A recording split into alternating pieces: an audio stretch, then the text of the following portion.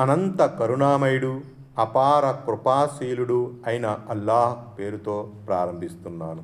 ఆయత్ నంబర్ 271. إن تبدوا الصدقات فنعما هي وإن تخفوها وتؤتوها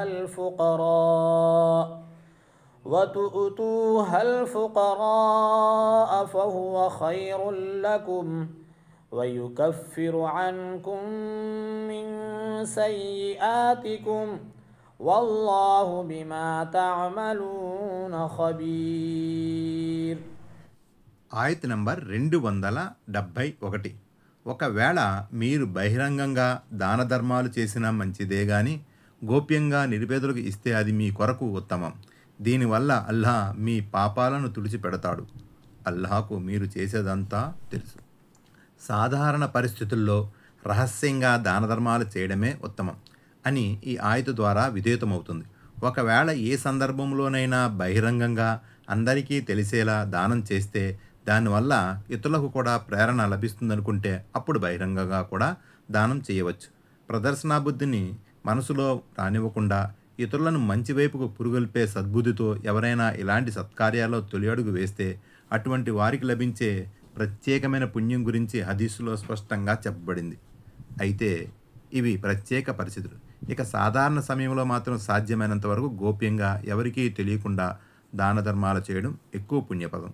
మహనీయ ముహమ్మద్ సల్లల్లాహు అలైహి వసల్లం వారు ఒకసారి ఇలా ప్రవచించారు: ప్రళయ దినాన ఎవరెవరికైతే దైవ సింహాసనం కింద నీడ లభిస్తుందో వారిలో ఒక భాగ్యవంతుడు గోప్యంగా దాన ధర్మాలు చేసినవాడు.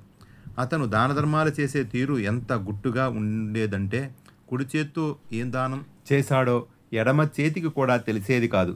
ఈ శ్రేష్టత స్వచ్ఛంద నఫీల్ దాన ధర్మాలకే వర్తిస్తుందని, జకాతు లాంటి విధిగా ఇవ్వవలసిన దానాలను బహిరంగ ఇవ్వడమే మేలని కొందరు విద్వాంసులు అభిప్రాయపడ్డారు. అయితే ఖురాన్లో చేయబడిన ప్రబోధన స్వచ్ఛంద దానాలకు, తప్పనిసరి దానాలకు కూడా వర్తిస్తుంది. ఇబ్నే కసీర్ హదీసులోని విషయం కూడా ఈ భావంలోనే ఉంది. ఆయత్ నంబర్ 272.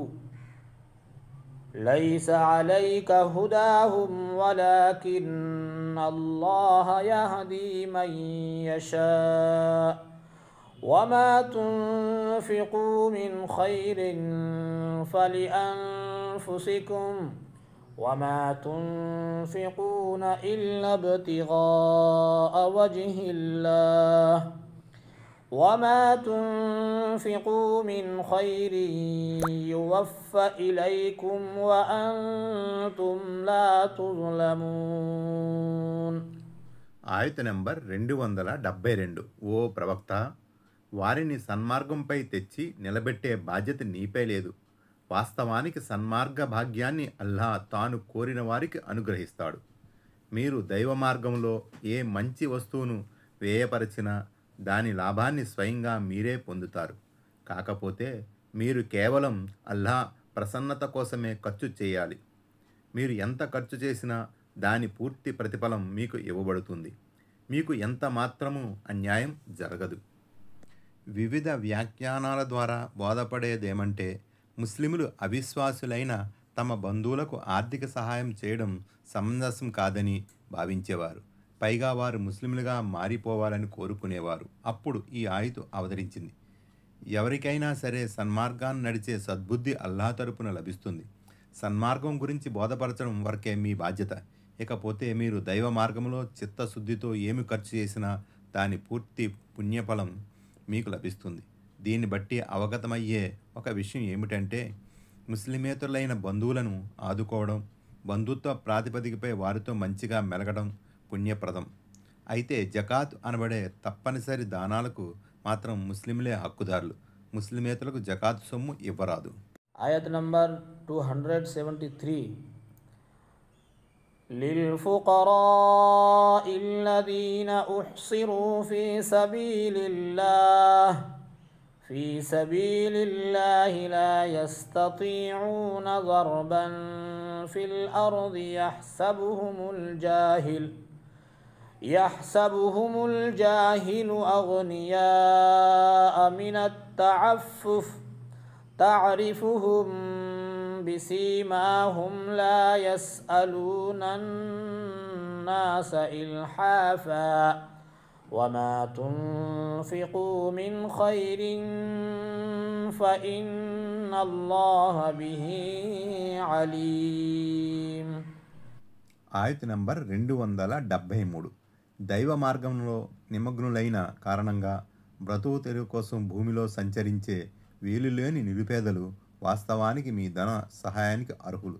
వారి నిజస్థితిని గురించి తెలియని వారు ఆత్మాభిమానం వల్ల వారెవరిని అడగకపోవడం చూసి వారిని అవసరాలు లేనివారిగా తలపోస్తారు. మీరు వారి వాలకాన్ని చూసి వాస్తవ స్థితిని ఊహించవచ్చు. తమకు సహాయం చెయ్యమంటూ వారు ప్రజల వెంటపడరు. అటువంటి త్యాగధనుల సహాయార్థం మీరు ఎంత సొమ్ము వెచ్చించినా నిశ్చయముగా దాని గురించి అల్లాహకు తెలుసు. దైవ మార్గంలో ఇల్లు వాకిలి వదిలి మక్కా నుండి మదీనాకు వలస వచ్చిన ముహాజిర్లు వీరు. ధార్మిక విద్యను ఆర్జించే విద్యార్థులు, విద్వాంసులు, దైవ కార్యం కోసం తమ జీవితాలను అంకితం చేసిన వారు కూడా ఈ కోవలోకి వస్తారు. ఇది విశ్వాసుల ఒక ముఖ్య లక్షణం. పేదరికంలో మగ్గుతూ ఉన్నప్పటికీ వారు నోరు తెరిచి ఇతరులను ఏమీ అడగరు. సాధ్యమైనంత వరకు ఉన్న దాంతోనే తృప్తి పడాలని, తమ బాధలను నలుగురికి చెప్పుకోరాదని అనుకుంటారు.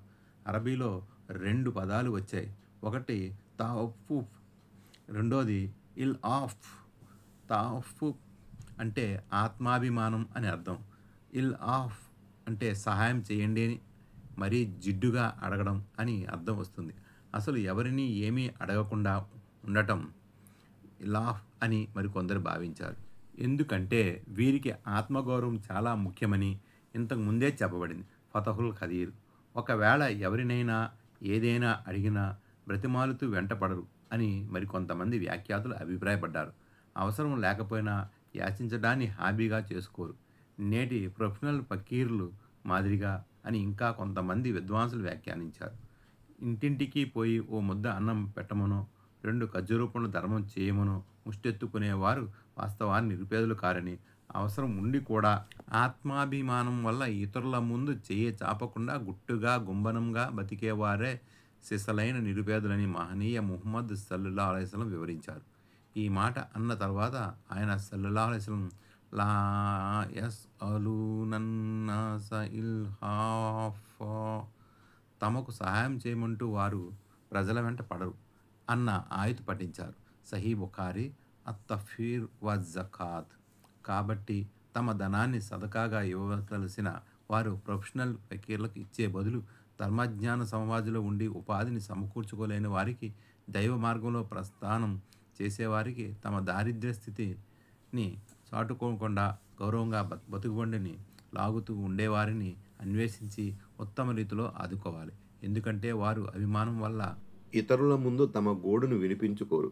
అదే సమయంలో తమ అవసరాలకు తగిన ఉపాధి ఉండి కూడా పరుల ముందు చేయి చాచడం తమను తాము అవమానపరుచుకోవడమే. అలా చేసిన వారి ముఖాలపై ప్రళయదినాన గాయాలు కనిపిస్తాయని హదీసులో ఉంది. సునన్ గ్రంథకర్తలైన 4 ఈ హదీసును వెలికి తీశారు. తిర్మిజీలో కితాబు జకాతులో ఈ హదీసు ఉంది. నిత్యం జనుల ముందు యాచిస్తూ తిరిగేవాని మొహంపై ప్రళయ దినాన మాంసం ఉండదని బుఖారీ, ముస్లింలోని హదీసులో ఉంది. మిష్కాత్ కితాబు జకాత్ ఆధారంగా.